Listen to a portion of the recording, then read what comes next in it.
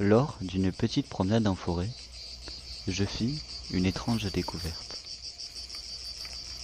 Au beau milieu des Cévennes, une étrange voiture dormait paisiblement.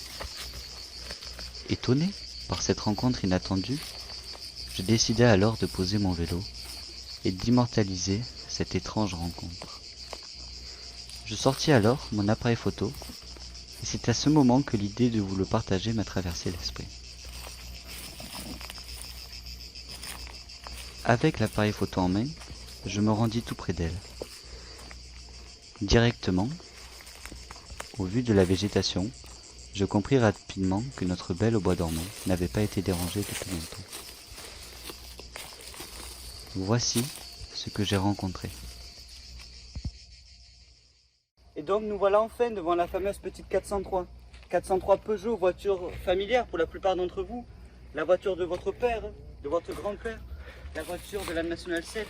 Et vous allez voir que malheureusement celle-ci a été abandonnée dans la forêt gardoise et a connu les méfaits de la nature.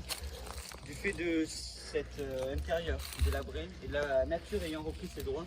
On va directement passer à l'arrière de la voiture et vous allez voir un fait étonnant. Vous allez voir que celle-ci est malheureusement entreposée ici depuis plusieurs années.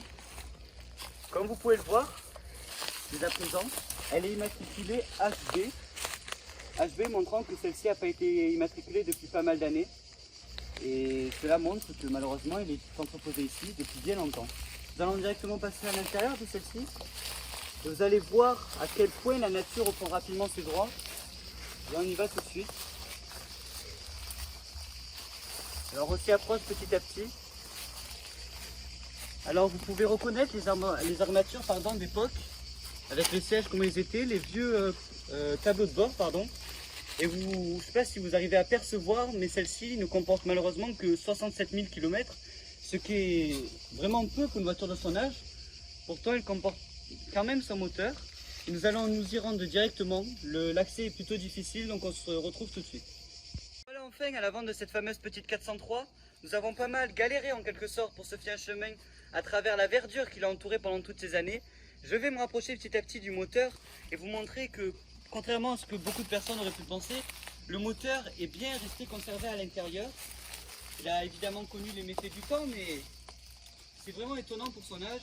Vous pouvez même voir sur la gauche la fiche technique du véhicule avec son série, sa modèle, son numéro de châssis et toutes ces choses-là.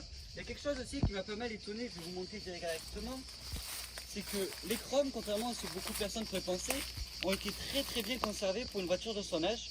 Donc voilà, je voulais vous faire ces petites apartés. Je vais vous faire une petite vue d'ensemble directement et on se laissera là-dessus. Donc je vous remercie d'avoir suivi ce reportage. Je vais vous mettre mon Instagram où je poste pas mal de photos de voitures abandonnées comme celle-là sur Instagram. N'hésitez pas à vous abonner, c'était Pégase.